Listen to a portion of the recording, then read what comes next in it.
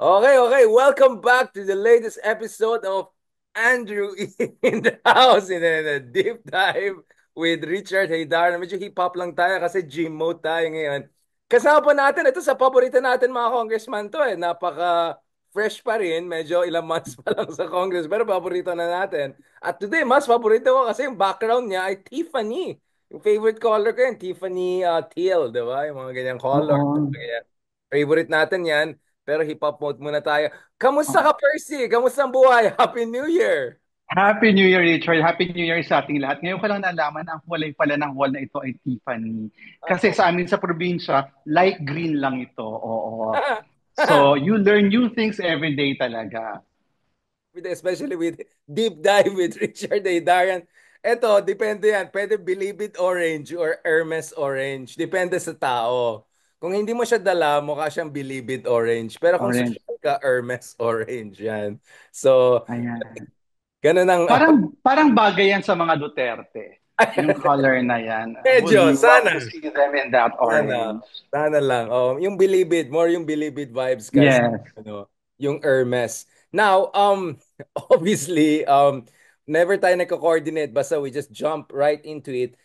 Obviously, we want to Like talk about today, ikaw ay naka-hip hop grunge, ako ay naka-barong. So obviously hindi tayo nag-coordinate. Hindi ako exactly. nasabihan ng Yo, memo about the outfit of the day. yo. Next time pag in person na tayo kasama ka person. Nakita mo ba yung in person ko with Secretary Llamas and Walden Bello? Medyo Yes, sausage oo. party kami. Marami naman nagalit sa amin. Toxic masculinity nito naman. Sabi ko, wait lang, wait lang. Kulang lang budget. Gusto ko rin mga diversity. Pero yun lang. Oo, Mga na-afford ko lang sila Ronald at saka Walden kasi libre lang oo. accommodation lahat. Pero don't worry, Ka-Percy. We're gonna have more in person soon. Hopefully kung I'm welcome there sa opisina nyo, especially kung Tiffany version. But Percy, I want to talk about the impeachment issue. Sana ba tayo in the calendar if ever there's a calendar. But before that, I want to go a little bit zoom out. Honestly, sa sobrang na-stress ako sa mga banat here and banat there over the past 3 days. Nag-lecture ako on Antonio Gramsci and United Front and winning the consent of the people kagabi. Like, I'm pissed off if I go like lecture mode Antonio Gramsci. The context of that, of course, Percy, is that ang matinding debate ngayon is some of our friends are really focused dito sa GAA at mga alleged anomalies, questionable items, Yes. AKAP, whether it's the PhilHealth Fund, etc. Which, of course, there's nothing wrong with pointing out fiscalizing. That's our job as genuine fiscalizers, whether politically or journalists whatsoever. Pero ang tingin kasi ng iba dyan, and this is to a certain degree my read, actually, na hina-hijack na ito ng mga DDS nating kaibigan. In fact, ang mga favorite na mga expert ng DDS ngayon ay hindi galing sa DDS, ay galing sa mga kampo natin, yung mga experts sa, we don't need to name names, di ba? Mm. At the same time, and naming names, of course, nasa Bicol tayo the other week and I was with Dr. Chelo Magno. So we had some conversations, engagement with folks in Bicol, the parishes, not sila Lenny, but sila Bam, etc. And one of the things that also came out of our conversation is also the risk na baka tayo naman ay magpagamit naman sa admin essentially as the unwitting attack dogs against the Dutertes by also over focusing on Duterte. So essentially, the debate right now is what should the opposition do? Can the opposition be neutral? Should the opposition take a stance? Can the opposition first take on Duterte's and at the same time fiscalize the Marcoses?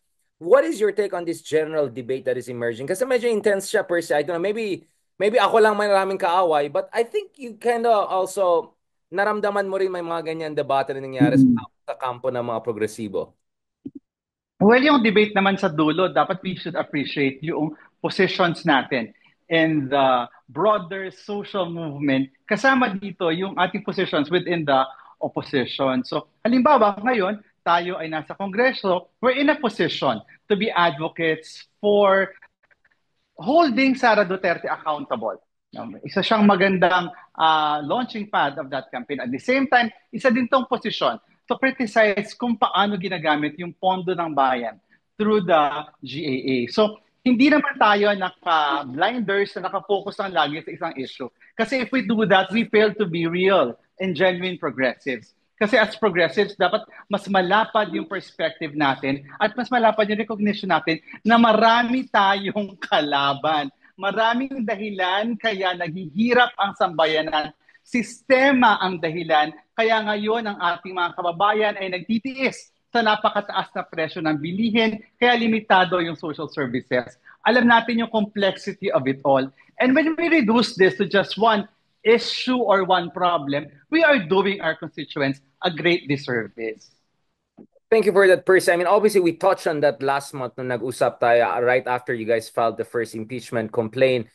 Ang akin lang kasi is, there are folks who are saying, this is the worst ever budget pass. This is the most corrupt everything. So, dapat lang talaga mag-focus tayo sa nangyari ngayon kasi billions and billions ang binababoy dito. That's the narrative that is coming out, which of course the Mm-mm. Duterte's love because essentially, ano sinabi ni Sara Duterte, napakaliit lang naman yung 150 million. Di ba yung ganun? Napakaliit lang. I don't know if you have seen some of the memes. Yeah.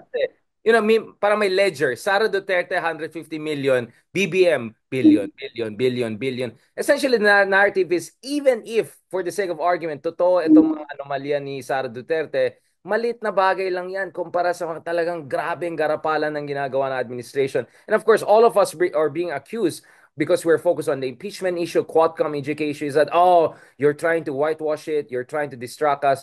What do you have to say about that? Nag-freeze yata tayo, Ka-Percy. Was was the question so bad na nag-freeze ang ano natin? Mukhang hindi nagustuhan yung tanong natin. Ka-Percy, andiyan ka pa ba? Is the internet problem on my side or your side? Okay pa naman ako, guys, di ba? Narinig niyo ako. Nawala yata. Always remember na. But let me check my connection very quickly. Baka naman it's on my side also. No, no, please continue. Yeah. So you were Yeah, saying, yeah. yeah.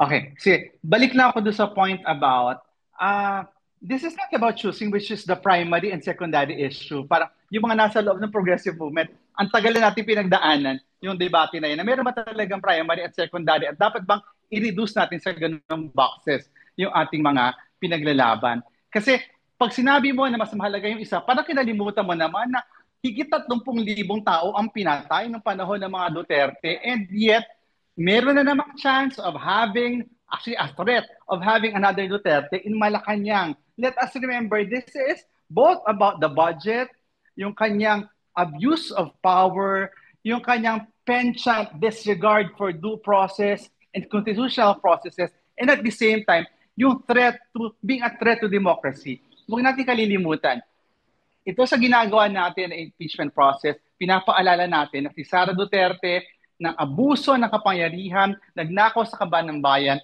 and she's a heartbeat away from the presidency. Yung iba ang sinasabi, usapin ng timing.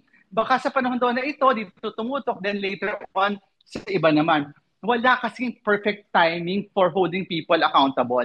Constant yan. At kapag naghintay ka ng timing, hindi ka nagiging totoo doon sa calling mo as a true progressive legislator or progressive politician. So when we are sucked into that debate, ang nakikinabang yung mga elite, ang nakikinabang yung mga tulad ng mga Duterte or kung sa kabilang punto naman, ang makikinabang yung mga tulad ng mga Marcoses. So, yan dapat yung perspective ng progressives. Kaya natin ang sabay-sabay na laban kasi sa loob ng mahabang panahon, nagawa na natin siya. This is not the first time. Marami ng pagkakataon sa kasaysayan na kinaya natin yung ganitong klase ng engagement in our struggles. So it's not mutually exclusive. Parati ko sinasabi, it's not, you don't have to choose because you can fight all bad sides at the same time, right? I don't understand why people are saying na mutually exclusive ito. And when you choose and look at it as mutually exclusive, nagiging, you are condoning yung nangyayari doon sa kabilang side of the fence. Nagiging accessory ka doon sa abuses na nangyayari. So, tingin ko mahalaga na tandaan natin that holding abusive officials and politicians accountable is a constant in our cause as progressives, especially for those progressive political parties and progressive politicians. Thank you so much again, Congressman Percy, for reminding us that dapat kasama sa trabaho to fight multiple files at the same time. But for the sake of argument, can't we say na indeed this is a situation that there is a greater evil? I don't want to use the lesser evil argument, but the greater evil argument in the sense that, first of all, if you want to talk about corruption, we can talk about confidential fund initiative of Duterte's throughout the decades, not just this 150 million. If you want to talk about crimes against the Filipino people, I don't think there's anything higher than killing people, mass extrajudicial killing. I think mass atrocities is even worse than corruption. As evil as corruption is, I think if there's one thing worse, it's taking away people's lives, not only their taxpayers' money, not to mention yung West Philippine Sea, potentially treasonous gentleman's agreement. What do you have to say? Again, this doesn't mean, hindi to mutual exclusive, that you're going to turn a blind eye to what's happening under the current administration. But could you make an argument that at the end of the day, the Dutertes are still the greatest threat to the constitutional order or the EDSA democratic project in the Philippines? Or you're saying, let's just not go down that road. Let's just fight all the people that we have to fight, period.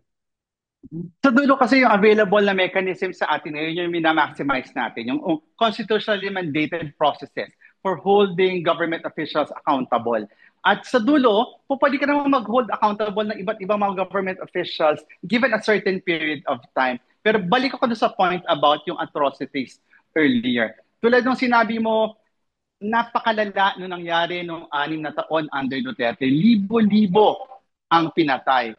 At hanggang ngayon, walang remorse tayo nakikita from the Dutertes. At nakita pa natin yung tendency ng Vice President na mas maging violent with the threats, grave threats, na inisyu niya against the President, the Speaker of the House, and even the First Lady. So we are doing what we are mandated to do. And that's something na hindi dapat mawala doon sa mga tao na nag-observe at nagpa-participate doon sa movement.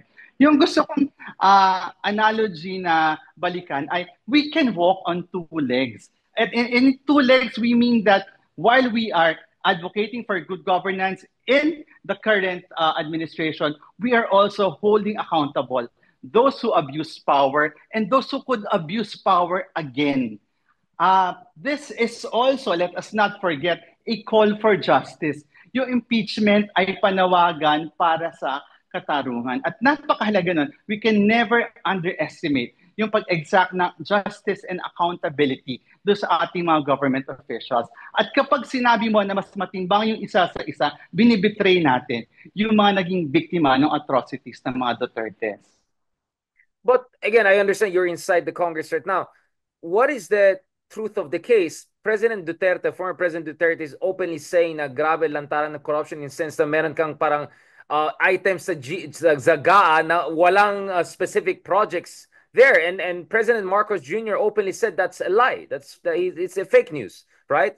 Kayo po, bilang isang legislator, ano po yung katotohanan dyan? What is Digong talking about there when it comes to yung supposed discretionary funds or mga hidden pork barrels? Something that I'm sure he's very familiar with from his own experience throughout the years.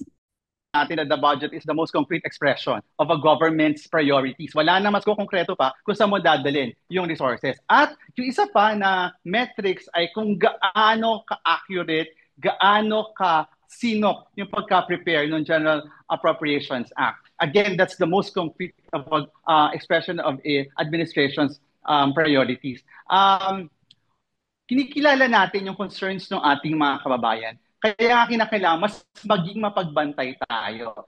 Kasi very technical yung mula budget preparation hanggang disbursement. Mas mahalaga, natutuwa ako nito nakaraang mga taon na nag-escalate yung participation ng mga civil society at mass movements when it comes to budget monitoring. Naalala ko nung araw, kung natatanda mo, Richard, when we were in the House of Representatives at tayo ay mga staff sa mga offices ng akbayan, parang ilang tao lang ang nag-engage in budget advocacy. Right.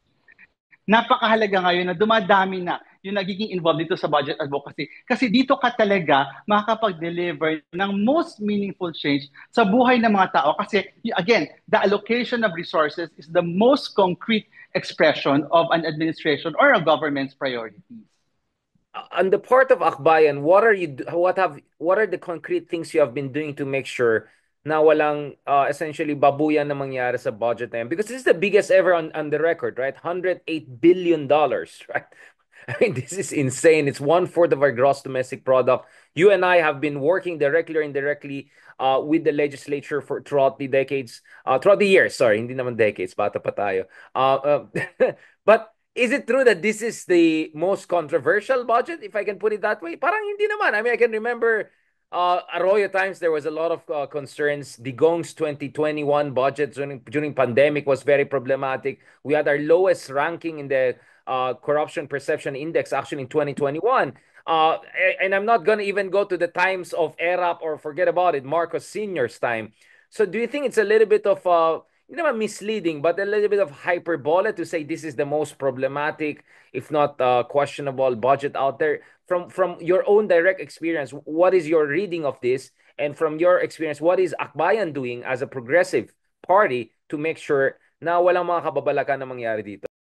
Mainam na itong budget na ito caught the attention of progressives. It caught the attention of advocates. At mas pinatindi yung advocacy for budget reform. No? Itong proseso ng budget reform, mahabang proseso ito. Panahon natin, kinu-question natin yung automatic appropriation for debt, kung matatandaan mo. Kasama dyan, paano yung mula sa preparation noong department budget hanggang umakyat doon sa level ng approval ng DBM hanggang pumasok siya sa NEP, etc. So, tayo sa Akbayan, ang ginagawa natin sa ngayon ay hinahanap natin yung mechanisms and avenues para tiyakin na yung susunod na budget would be truly a people-centered budget, that it is reflective, again, of the real social development priorities of the government. Kasi question siya both ng allocation and strategies. You have the Philippine Development Plan, and putting the budget in the context of the Philippine Development Plan means that the budget is an important leg of the PDP at yun yung kinakailangang tiyakin. Sayang nga at huli na nakaupo ang Akbayan. Kung matatandaan ninyo, nakaupo ako, I took oath on the day that the budget was approved. No? So, nakakalungkot kasi hindi tayo nakaparticipate. Yeah, in fairness to you, Percy. Yeah, thank you for specifying that. That's very legitimate point. Yeah, actually medyo humabol ka lang eh. Oo, humabol. Kaya ako yung pinaka-fresh kasi parang mga 5 months into office in office pa lang tayo. So, kaya nga, napakalaga itong susunod na cycle ng budget preparation. At sana makabalik tayo sa Kongreso to be able to do that. Kasi ang budget reform mitikuloso. No? Mula sa preparation ng agency budget hanggang sa presentation ng agency budget, hanggang pagsuyod ng NEP at ng budget proposals para hanapin nasan yung gaps, nasan yung mga controversial, scandalous spending, nasan yung hindi aligned do sa priorities ng government. And that's why we need more progressive legislators in the House of Representatives. Kasi let us remember, the budget emanates from the House. So napakalaga na ito yung maging first line of defense natin. Percy, just to be clear on this, so what you're saying is that marami kasing layers at malaking perang pinag-usapan. Huwag tayong maniwala kaagad dun sa mga kung ano-anong questionable claims then. I mean, of course, a lot of people have an agenda to cast aspersions on this budget. What you're saying is that let's look at it in a careful manner kasi technical ito, kasi complicated ito. In short, let's be responsible before passing gross generalization. Is that what you're saying here? That's very important. And at the same time, ang mas mahalaga at this point in time, kasi pumasa na siya, is how do we ensure that the next budget will be truly a people's budget? At mahalaga dito yung political will. Kaya we need to elect progressives in the House and in the Senate. Yes, because I think the other thing you're essentially implying is that it's a numbers game also. You need more and more progressive voices so that you can have kind of a fiscalizing effect, diba? And that's why I think it's important that Senator De Lima is running, Chel Jokno is running, a lot of folks are running who are hoping to join you, God willing, in the next Congress. Percy, balikan natin yung issue ng impeachment again, no? And to the degree that you can share, I understand, of course, there's sensitive conversation going on. So I hope people should be, essentially have realistic expectations. There's just so much we can talk about on the record, but it's been almost a month since last we had a conversation. Early December tayo nag-usap. Ngayon it's already mid-January. What has happened since then? nasaan tayo, and how do the second and third impeachment complaints and potentially the fourth impeachment complaint, how do they differ from your impeachment complaint, the first one, and how do they complement each other? Ayan. So nag-monthsary na yung ating impeachment complaint last January 2, no? So happy first monthsary po sa mga ka-impeachment natin dyan. Yung effort natin to hold VP Sara accountable, lumipas na po ang isang buwan. At sabi ko nga na magka-message tayo, hindi pa rin gumagalaw ang baso. So yung baso nananatili pa rin sa Office ni SecGen, hindi pa rin siya na tatransmit sa Office of the Speaker, hindi pa rin siya na pag-uusapan sa plenaryo, or even if dumaan pa yung holiday season, very impatient na talaga tayo. Kasi tingin natin, hindi dapat pinaghihintay yung pag-hold accountable sa mga nang-aabuso sa kapangyarihan tulad ni VP Sara Duterte. So, paano binabasa ng mga complainants tsaka kami na endorsers yung sitwasyon? Alam natin na maraming political upheavals na nangyari nitong nakaraang mga buwan at nitong nakaraang 2 linggo. At alam natin na may effect ito doon sa cycle, sa political cycle, that is yung pag-address ng impeachment complaint sa lower house. Pero sa dulo, habang sinasabi ng iba na hindi question ng timing, gusto natin talaga i-remind yung mga tao, hindi kailangan ng timing para sa pag-hold accountable sa mga naabuso sa kapangyarihan. Ang bawat panahon ay tamang panahon, tamang timing to hold people accountable. Kasi we hear perspectives from various political leaders and even the president saying na yung timing daw ay hindi tama. So gusto nating paalala, constant yun, hindi kinakailangan ng timing ang pag-hold accountable sa nang-abuso. Ang nang-abuso dapat pinapanagot, hindi usapin dito yung timing. And we hope that yung political leaders natin would heed the call of the people. Kasi kung titignan natin yung result noong nakaraang survey, halos kalahati na ng ating mga kababayan ang nagsasabi na dapat ma-impeach at mapanagot at mapatalsik sa pwesto si VP Sara Duterte. So, maliban sa may moral obligation yung House of Representatives at sa kanyang constitutional mandate, meron din siyang moral obligation to the will of the people na ang linaw-linaw na ngayon. Sigurado ko, Richard, if we're going to ask the same question, 2023, for example, sigurado ko hindi ganon yung maaaring general sentiment ng publiko natin. Pero may mga nangyari noong isang taon na nakita ng mga kababayan natin yung katotohanan at nag-reflect na ito sa popular sentiment. So again, the House is duty-bound dahil sa kanyang constitutional mandate at sa kanyang moral obligation to decisively act on the impeachment complaint. Kinakailangan maging matapang ng House leadership to take this on. Ginawa na naman niya yung trabaho niya last year in exposing, in laying bare yung mga nangyaring pang-aabuso sa kapangyarihan, bakit hindi pa niya dalhin ito dun sa logical conclusion? That is the impeachment. So, again, there's a call for courage, political will, doon sa ating House leadership.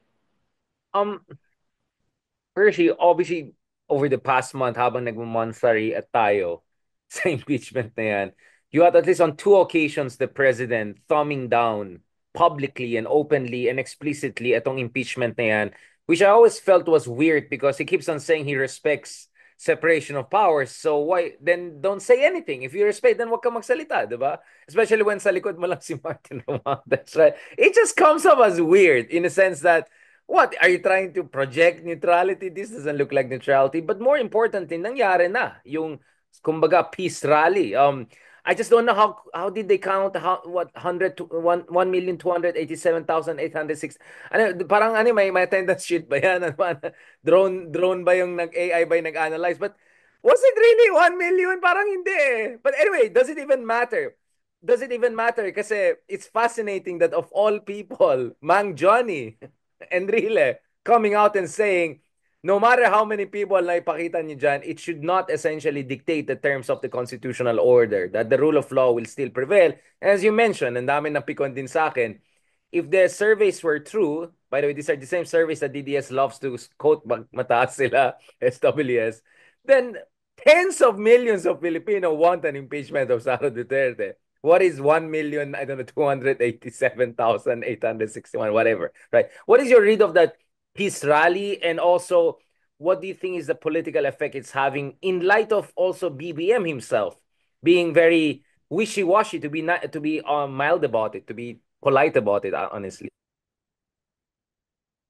So syempre yung intent politically, binabasa ng marami ay para to send a strong signal to the House of Representatives, to the Senate, and even to Malacanang para hindi na daw ituloy yung impeachment complaint. Pero tandaan natin, yung an aggressive move like that could also work the other way.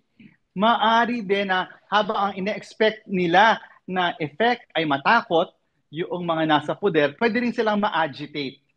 Kaya ako binabasa ko yung statement ni Enrile as such na na-agitate sila. Interesting. Baka nga na-embolden pa sila. You mean So I na-trigger hope sila? that eventually yung... You think trigger, na-triggers? sige, if I may use the word na-triggered. Oo, sabi nga ng So, mga Gen bagets. Z terms tayo na, Sige, sige. trigger siya, na-trigger. Ayan, oo. So, pwedeng yun din yung maging effect niya, no? Yes, pwede kang makapag-cause ng doubts, ng takot, ng reservations dun sa mga nasa house, pero pwede rin siyang maka-agitate, maka-trigger dun sa ibang mga forces. So, hindi pwedeng basahin yung nangyari last week ng isang perspective lang na naka-apekto siya doon sa movement for the impeachment. So sa ngayon, yung panawagan natin ay people are saying sumasarado na yung window natin. Totoo naman, we're down to our last 6 days in the House of Representatives. So talagang panawagan natin sa House, tulungan na yung mga complainants at endorsers na makakuha ng 103 signatures. Kailangan ma-fast track na ito. Kailangan na ito matransmit sa Senado. Hindi na ito pwedeng dumaan sa proseso ng Committee on Justice kasi that would take more than 6 months. So, dahil 60 session days yung sinasabi doon plus may breaks pa. So, it has to be the fast track at dapat sa lalong madaling panahon. We need 103 brave souls in the House now. Right. So essentially, the debate I'm seeing right now is tactical, no? Tactical, sequential. In a sense na sinasabi ng iba, and of course, Senator Trillanes has been open with this. Yung, what's his name? Secretary Llamas has been also talking about this. I mean, essentially, if you break it down, the idea is that you can start the trial right now. Of course, there's more optimism with the Congress rather than the Senate. You already have people like Robin Hood Padilla saying, basta kung ano sabi ng INC, yun ang gagawin ko or whatever. Like, parang walang gag order na nirespeto tong tao na to. He's supposed to be a judge senator, right? If ever this goes to the Senate. But anyway, the idea is that you do the trial now, but you leave the voting to either in the gap between end of elections until the new Congress comes in, or you just wait for the next Congress to come in, depending on your analysis. When I say your, meaning the coalition that believes in the impeachment, analysis of ano yung mas malaking chance to get sufficient votes, particularly in the Senate. Again, I know you respect also the Senate. You have a kind of etiquette in terms of not imposing your views on the Senate. But from a tactical, situational point of view, what do you think about this debate? Pwede siguro trial ngayon, pwede naman daw isabay din sa elections. Marami naman senador ay hindi re-electionist. Yung mga re-electionist senador na baka medyo takot na mawalan ng Mindanao vote, they can just engage in trials with confidentiality, but the vote will be left right after elections or once the next Congress comes in, if the reading is that there'll be more balance and not as beholden to Sara Duterte and fearful of the Mindanao backlash element. What is your read of that? Do you think this is even a reasonable debate to have, this kind of sequencing, this kind of tactical debate, or do you think that maybe it's too late? I mean, what is your read of this? So marami iba't ibang pathways tayo nakikita ngayon to getting a Senate conviction. Oo.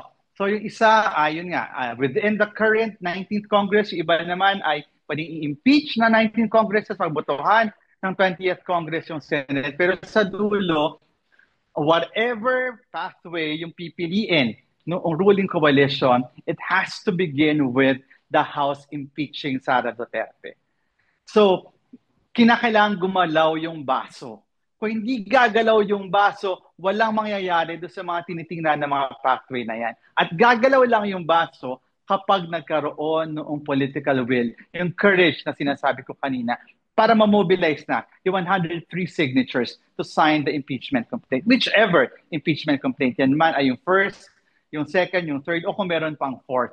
Sa amin naman, dun sa mga kasama natin sa first complaint, hindi mahalaga kung anong impeachment complaint yung na version yung makarating sa Senate. Basta nandun yung mahalagang grounds. Yung grounds ng violations ng Constitution, yung grounds ng abuse of power, yung grounds ng grave threats, basta nandun, okay tayo kahit anumang version of the impeachment complaint. So, sa dulo, kailangan gumalaw yung baso para magkaroon ng fruition yung pinag-uusapan na ito. Kasi habang nagdidebate doon sa ano bang pathway, ano bang scenario, ano bang permutation noong conviction yung gusto natin, hindi yan mangyayari kung hindi gagalaw ang baso at this point in time.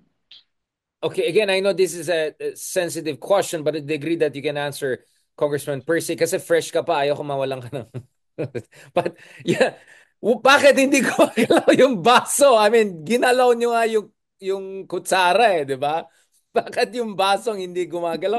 Ang tagal lang. The momentum is getting away, right? The Dutertes are trying to plot some sort of a political comeback. I'm not sure how successful they are, but they're good in muddying the water. Magaling mga Dutertes pampagulo why do you think it's taking so much time? Is it because there's some people who are too scared? Because there's some people who are... Kasi meron din daw, okay, hindi ako nagsasabi yan, si Ronald nagsabi yan, na although he's not the only person, kasi kung siya lang hindi ako maniwala. But may mga nagsasabi na there are a group of people na inisip nila, baka they can just do a containment strategy. Meaning, never talaga see it through until the end, but just sampahan mo ng kaso mga Dutertes, use the impeachment, use the grave threat, use the ICC, use all of those things as a Damocles sword to just pin down the Dutertes, but never give the final blow. So war of position, but no war of maneuver, right? And that may be just enough for Sara not to run in 2028 or for Dutertes to be weakened. Do you think do you think there are some people who may be having that kind of wishful thinking na baka containment na lang yung gagawin kaysa impeach na lang if talaga even if they believe there's a basis for that? And do you think that's a dangerous approach, wishful thinking approach? Ayan, tingin ko napaka-precarious nung ganong both analysis and strategy. No, kasi ang daming uncertainties pagka ganon yung iniisip nilang strategy to hold the Dutertes accountable. Kasi sa dulo, pag ganon yung perspective mo, hindi ka talaga sigurado that you'll be able to hold them accountable kasi wala kang pinili na proseso that you would hold them accountable with. And with the impeachment, we have a very concrete, constitutionally mandated, legal process para gawin yon. So, kung containment strategy kasi, mas malaki yung chance na makalusot ang mga Duterte. At given their political savvy and political experience, at kung gaano ka-skewed yung balance of forces after 2025, malaki ang chance na makakalusot sila at magpapatuloy yung impunity, which we have seen in the last 6 years of the Duterte administration. Up to now, hindi pa sila napapanagot sa kahit isang krimen na nangyari. So the political containment strategy, I think, is a great disservice to our advocacy, to our mission, our aim of holding them accountable. Kaya talagang negang-nega yan para sa sambayan ng Pilipino. I mean, thank you for clarifying that kasi I just felt yun yung parang coward's way out there. And it's very dangerous because hindi lang pwede mag-survive ang mga Dutertes. They can use this just like Trump, right? And I'm not saying they're the same. Nanalo na si Trump, so magpakabait na tayo. No, but you know, di ba the expression, Waldo Emerson, if you strike at the king or at the clown, right, make sure you get it through. Because if it doesn't work, it could have a blowback effect, di ba? The Dutertes can present themselves as a victim of witch hunt and come back with vengeance, literally, in 2028. Kaya the containment strategy could not only be ineffective, it could really have a blowback effect, right? Yes. At alam natin na mas mahaba yung pisi ng mga Duterte when it comes to political planning. Kasi di ba ilang taon din silang nasa kapangyarihan sa local level at lagi silang ready with various succession strategies. No? In fact, sa kahit nga sa susunod na election, ang dami nilang options eh. So let's not give them the opportunity para gamitin yung mga options na yun for their political survival. At isave natin yung bansa mula sa klase ng Dutertismo, Duterte governance na naranasan natin ng 6 na taon. Just to remind people, what is Dutertismo? Because I don't know about some of our friends, because some of our friends, I don't even know where were they during Duterte's time. I didn't hear much. But a lot of us were either underground. I think I didn't, parang nawala si Ronald for some few years. Marami sa atin ay naretag. In my case, trolled every single day almost. Sabay-sabayan pa nila ako nila Mocha Uso, Ah. Sasot, all of this. So all of us were burned during the Duterte years. So we know what a Duterte presidency could mean. Just to remind our friends, what could a Sara Duterte presidency could mean? Could it be even conceivably worse than the father, considering how picon she is? I won't use the word unhinged. Baka sasabihin na naman nila na toxic masculinity. Apparently, we can say Uliani yung isa at si Raul, but not if... I know, I don't want to get into that, but it's just so annoying. Like, can't we criticize Sarah just because... Sana wag gamitin yung gender card to shield her from criticism. Whatever. I just think she doesn't have the spontaneity, the wit of the father, and the kind of depth of wisdom her father. So actually, potentially, she could be more dangerous and picon than her father, right? If she comes back to power. What is your read? Just to give people a sense na, yes, we have to watch Marcos, we have to make sure walang revisionism, walang Maharlika fundism. But Sara Duterte presidency is really next level, isn't it? God forbid. Simple lang, ako simple lang eh.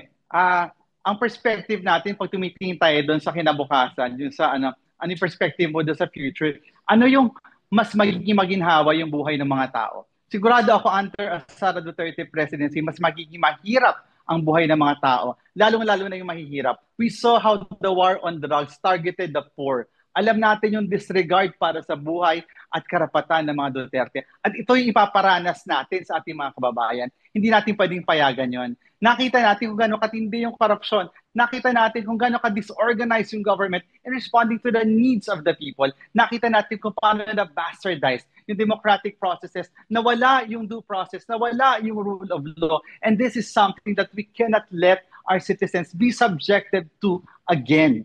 And that, again, is a very important task na we have to address right now. Papayagan ba nating maulit muli yung bangungot ng Duterte at papayagan ba nating maranasan muli ito ng ating mga kababayan? Sana hindi, di ba? Dami naman nagalit na sa TikTok na tayo ngayon. Kaya nagti-TikTok na rin ako kasi marami mga DDS dito na kaibigan Hmm. natin. We're towards the end of our conversation, Congressman. I know you're very busy. And there are probably the other things you'd rather say off the record. But let me ask, anong basa mo sa kalagayan ng genuine, tunay na opposition nowadays? Aren't things actually looking quite interestingly positive? I think the outlook is more positive for 2028, and even 2025 doesn't look too bad, right? I mean, if you look at it, Kikoy is within the striking distance. Bami speaking up momentum. In the congressional race, the party list, there's a good chance that a couple of good guys will join you in the next Congress. Do you think that there's a chance right now to reconstitute the pink movement and the broader progressive movement, not only for 2025, but more importantly for the big race that is going to come in 2028? Do you think nagkaroon ng enough soul searching and at the same time tactical and mobilizational reconsiderations and reflections? Because you were a campaign manager of, Risa Ontiveros. So, you're not only a legislator, you're also someone very seasoned in campaigning. So, anong basa mo in terms of the lay of the land as far as prospects for pink movement and the progressive movement is concerned? Richard, i-clarify ko, I was the campaign manager of Lisa during her first and second run. This was Na 2010 hindi and successful. 2013 na di successful. Pero those were important building blocks to eventually getting Exactly. our comrade to the Senate. So, ako tingin ko dalawang bagay. Yung una, nakita na natin na mayroong malaking possibility of mobilizing like-minded citizens to take an active role in a people-centered, people-powered campaign with 2022. We have learned our lessons from 2022 and hopefully those lessons we can apply to 2025 leading up to 2028. At saka yung isang maganda pa ngayon ay this early may nakikita na tayong options for 2028 at mahalaga yun, no? People that we can rally our constituencies around, no? Maaring for the presidency, the vice presidency, or even the Senate. Marami tayong options at this point in time. Ibig sabihin, maraming opportunities for success come 2028. It's just a matter of, again, a question of consolidating itong mga efforts na to and at the same time, expanding yung base natin. Again, learning from 2022.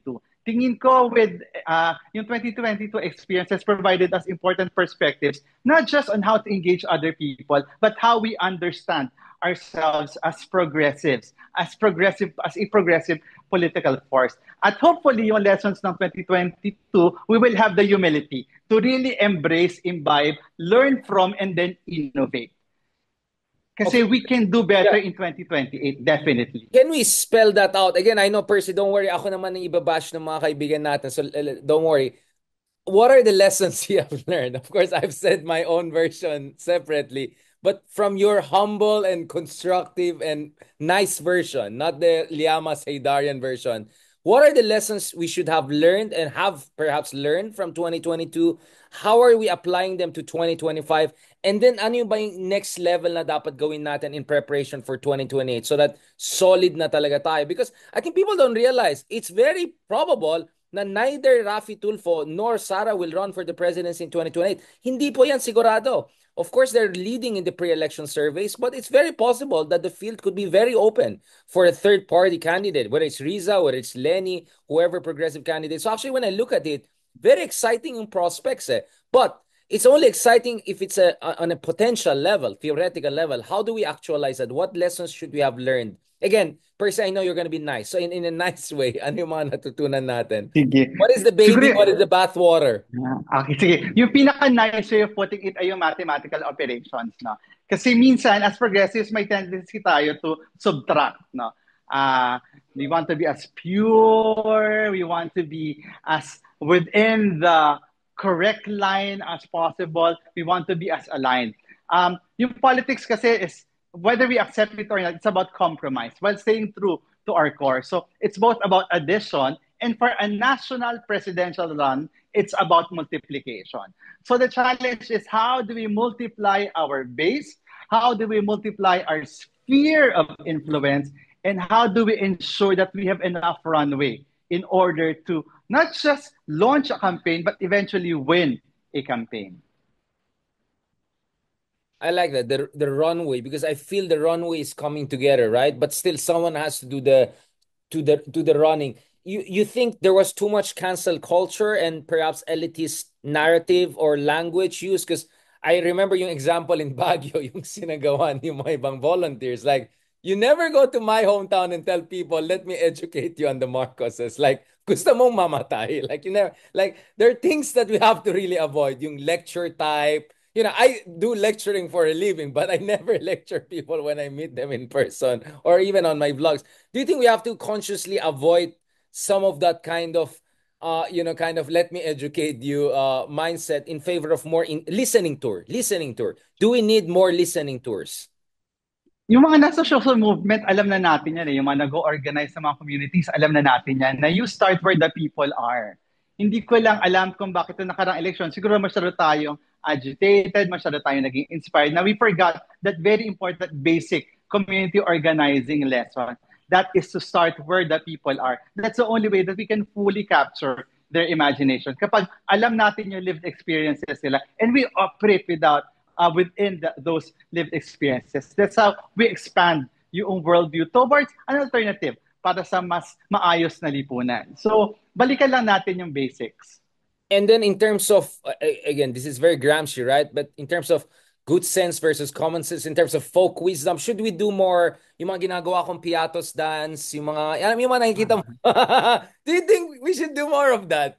Patulan na natin and let's just do it better than the other side. Do you think or do you think that cheapens the cause and it makes us look like we're just like other trapos?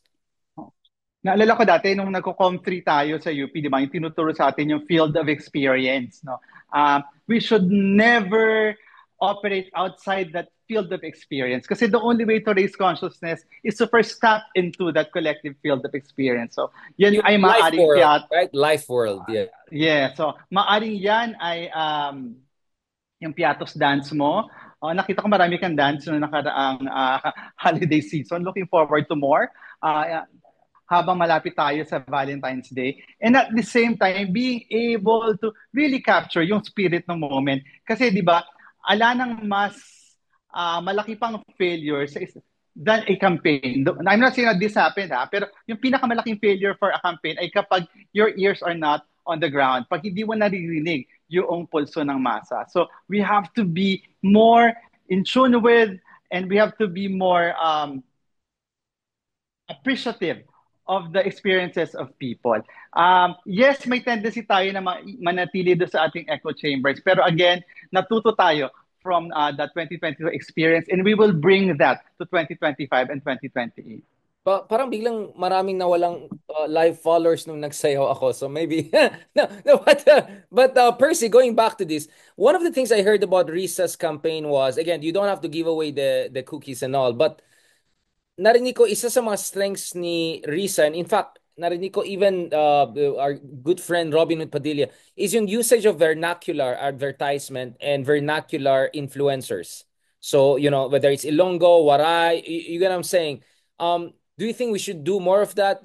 Develop narratives and communication channels and then reach out to influencers, people on the ground who do it in the local languages. Waray, Ayan na. Ilonggo, mga ganun. Do you think we should do more of that? Because I think the linguistic part has not been as studied as well as, at least based on my limited knowledge Uh-uh. of related literature.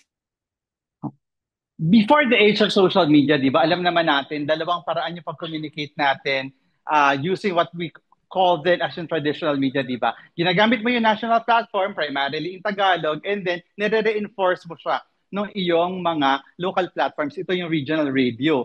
Kaya nga sa mahabang panahon, ang spending madalas ng kandidato, meron kang national ads and then meron kang local ads. And most of your local ads are in the local languages.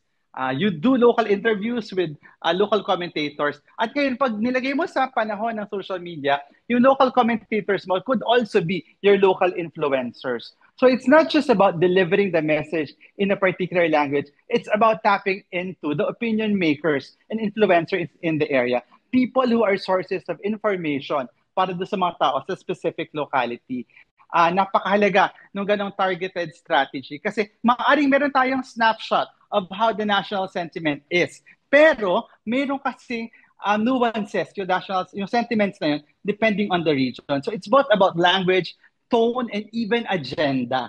So that is something that we need to master as communicators for political change. Congress Mercy, what about the aspect of timing? Shouldn't we start as early as now? Because if there's one thing we learned, I mean, Lenny did amazing from 3% to 25%, right? That's amazing.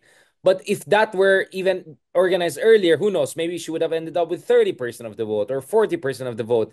Should we start as early as now reaching out to these people? Kasi ang napansin ko, of course, I come from Baguio, so it's not super malayong probinsya. But there's always this impression of, eto na naman mga taga Manila, pag kailangan nila tayo, biglang magpapakita sila. Yung nakaka-annoy daw kasi yung pag malapit lang elections, nagpaparamdam tayo. Uy, kamusta Beshi? Kamusta naman dyan sa ano nyo? Do you think as early as now, you have to build those networks, linkages, so that it comes off sincere when you want them to spread the message for their own vernacular local folks, right? Down the road. Again, balikan lang natin yung karanasan natin sa social movement, di ba? Constant ang community organizing. Hindi ka nag-organize sa communities kapag nandiyan na yung kampanya for an issue. Nabibuild ka ng communities kasi mobilizable force sila and you want also for them to be vigilant. No? So, baka nga we can get so much from our community organizing experience and translate it into our campaign strategy na constant na ginagawa siya year in, year out, election season man o hindi. Kasi yung mga traditional politicians, ginagawa yan.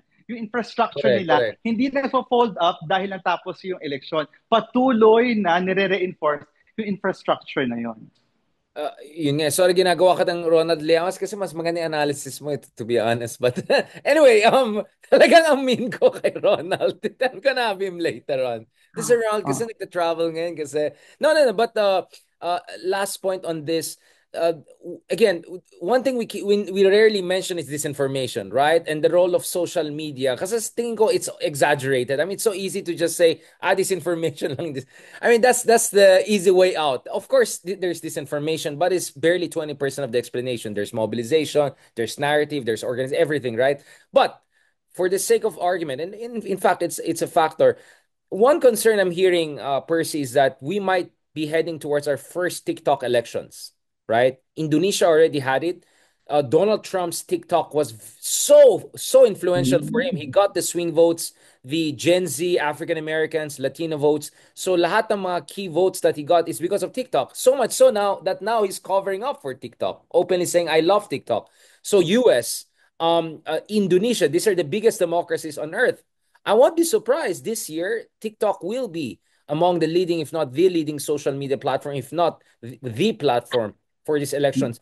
What should the progressives do with this? Because obviously, unang-una, no offense sa mga kaibigan natin sa TikTok who are helping me out every time someone is messing out with my account. But this is China, and we know there's an evidence that there's a manipulation of algorithm. Whenever I post something about Duterte's explicitly, for some reason, parang biglang hindi siya napapublish or walang Mm. views. Anything about China, I can see talaga that there's something going on and something fishy going on. But having said that, TikTok is there. We're not banning it anytime soon, if ever. What do you think we should do with this new evolution in the social media platform and the Gen Z voters becoming much more dominant part of the electorate in the coming months? Well, just like yung nakaraang wave with Facebook, YouTube, ngayon naman yung TikTok, kadalasan yung early adopters merong advantage. So, kinakailangan maging bahagi ng conversation sa pag-design at pag-craft ng both message and strategy, yung mga early adopters. At ito karamihan ay mga kabataan. So, mahalaga that young people be part of not just yung distribution mechanism, but even the content development mechanism. Yung pagbuo mo ng strategy. Kasi again, TikTok is a distribution channel. Ang mahalaga dito, yung ano yung mensahe na i-distribute. At pabayaan natin yung mga mas adept doon sa medium to develop strategies on how to distribute it. Again, the final material or output in TikTok, yung maikli nating videos, could only be as effective as the message. Minsan, kahit gano'n ka-creative, kung hindi gano'n ka-compelling yung message, baka hindi mag-cut through in terms of converting our voters towards a particular voting direction or preference. And speaking of politics as a game of addition or multiplication plus conviction, right? Addition plus conviction. What do you think about ideas that, let's say, for some reason, Lenny doesn't run for presidency or Riza doesn't run for presidency, but at least we have someone good running for vice presidency, and then you could team up with someone. Let's just say, for example, lang Rafi Tulfo, right? There are conversations that those kind of permutations should be considered seriously if ever Lenny or Riza themselves or someone from the progressive opposition doesn't run. Do you think these conversations are sign of desperation or sign of innovation, or that actually we just should be open to all sorts of permutations in terms of building like-minded coalitions? Because again, I don't want to defend Rafi Tulfo per se, but the guy has some sense of yung dilemmas of our Mm. OFWs. He attends International Labor Organization. This is someone I've interviewed. It looks like he has yung pulso ng masa, di ba? I mean, I don't think he's faking it all, right? I don't think budol ito level ni Duterte. Mm. So, do you think this kind of conversation, and don't worry, it's not just me and Ronald. I have heard this from other people too. Is it a healthy conversation? Is it a tactically rich conversation? Or is it a premature conversation for that matter? Or is it maybe time for us to really think outside the box? Sa akin naman sa dulo, yung conversations na ito, these are important conversations that we should have. Pero yung mahalagang tanong ay, why are we having these conversations? If we're having these conversations, kasi malinaw yung political objective, that is to hold political personalities accountable para tiyakin na hindi tayo bumalik doon sa bangungot ng Dutertismo. These are, again, conversations that are critical and important. Pero we can only be part of these conversations if we build enough political base now. Kasi kung hindi ka naman politically significant, you will not be part of those conversations in the future. So the work really begins now in developing and expanding our political base. So what you're saying is that you can build, to use the term of some of our friends, an autonomous force out of the genuine opposition. Kasi what you're saying is that kung pichugin ka naman, kung ano ng coalition building gawin mo, you'll not even be a junior partner, right? We need to build our own autonomous force. That's what you're saying, right? Are we doing that? And are those elements coming together? What are the key things you have to keep in mind to build? Kasi yun purong Duterte Marcos, Duterte Marcos, Duterte Marcos, baka nga Tulfo. That means wala pa yung hindi pa na congeal, no? Crystallize yung third force, yung good third force. Kaya napakahalaga yung laban natin ngayong 2025. At least the independent, genuine opposition has to be more visible. We have to be able to project that we are a political force, not just for 2025, but beyond, for us to be considered as a viable option, as a viable alternative for a third poll or even as a contender for 2028. Candidate number one, thank you very much. No, just kidding. And I thank you. Kansas City, like, thank you very much, Congressman Percy. No, I really appreciate this conversation, as I think people realize that I'm talking to you as if you're the other Ronald Llamas. No, because you have an No, experience. please. No, please, exactly. I'm No, sorry. please. I'm sorry. I'm sorry. But yes, please, we need more of you, more of your thoughts, because Percy, you have direct experience in it. Yes, you didn't succeed in the first two attempts for Riza, but those were the building blocks, right? That's what matters, and that's what I really appreciate in this conversation with you. Yung iba na lang, I'll leave it na lang to off the record conversations. I'm sure there are other things you can talk.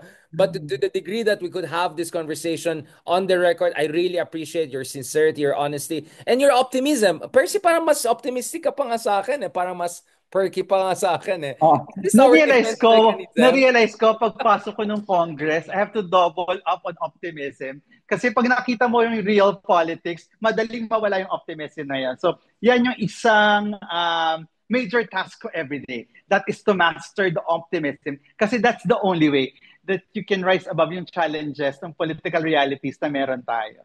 Ang tawag ko dyan, detox positivity. Yung kailangan mo yung positivity ng other ones, malunot ka sa cynicism and all. Iba siya sa And that's, toxic.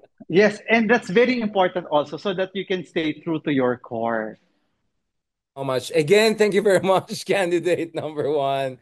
And Thank I you. thank you, yes. An Say 18-year-old stunner from Cruz Naligas, Quezon City.